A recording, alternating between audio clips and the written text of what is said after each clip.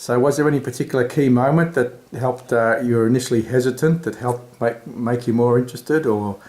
You know, I'm not sure if there was any one key moment. You know, little by little, you know, we found ourselves talking about things that, you know, made our world a little bit bigger than what we, I think, were you know, geared to expect. We started looking at things around us. It was the whole observe, judge, act thing.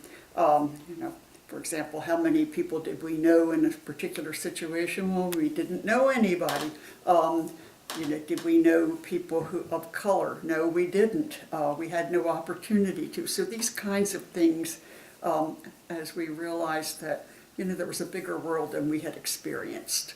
I think some of us became more and more interested. Then I think after my first year in the YCW, or sometime within that first year, a group of us went up to New York because Cardijn came to this country. And we were all told it would be wise to go and listen to him.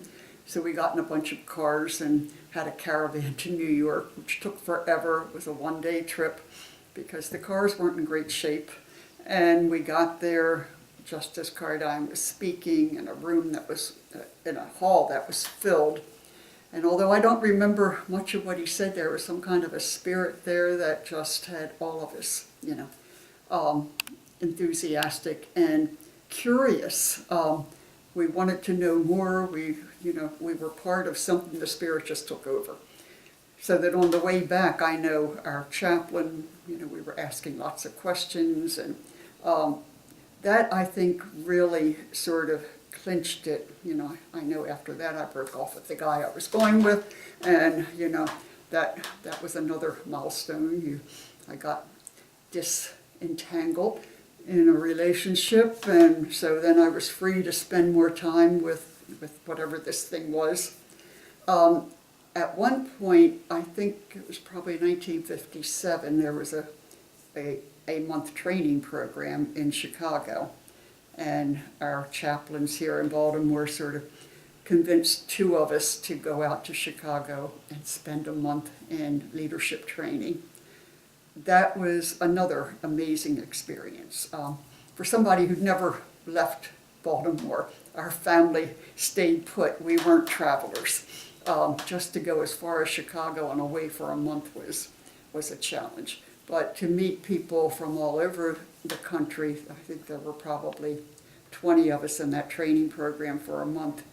And so ordinary people, they weren't, you know, the church kind of people that I would have expected earlier. These were ordinary people. When we arrived, they opened the door for us and handed us a beer, and, you know, it was like, wow, this is not convent type stuff.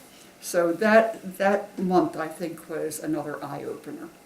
Then in, I guess, 2 more years, I was, you know, asked to, again, get into a 3-month training program it was in Milwaukee, actually, and that was in preparation for full-time. So, you know, there was a gradual progression of interest and learning and mixing with people. Of course, 1957, after the first month program, was the pilgrimage to Rome. And so I think 8 of us from Baltimore participated in that.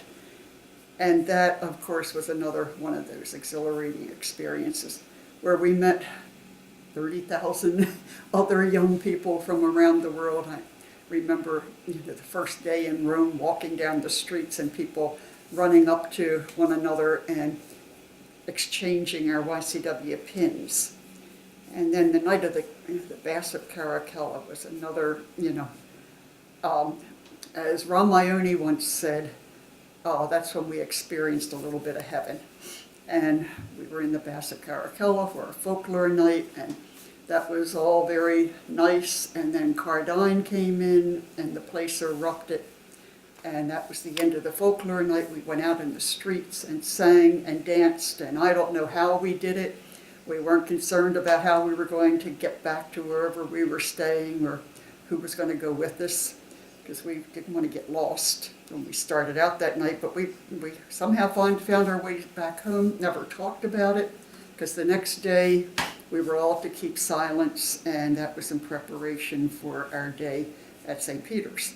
So we were to keep silent, and we had the Stations of the Cross at the Appian Way, and which was an interesting experience, but we didn't talk about that night before because too much was happening and we had to be quiet for a day. So the Rome experience, and then traveling through Europe and with other YCW people, visiting sections throughout Europe on the way back, that it was all, so how do I describe it? It was exhilarating, it was educational, it was inspiring to see, how we were so much alike, despite our differences, to, be with people who were real. There was nothing phony about any of it. So that, I think, was a real highlight. When we got back from that, I think those of us who went were again, just deepened our commitment.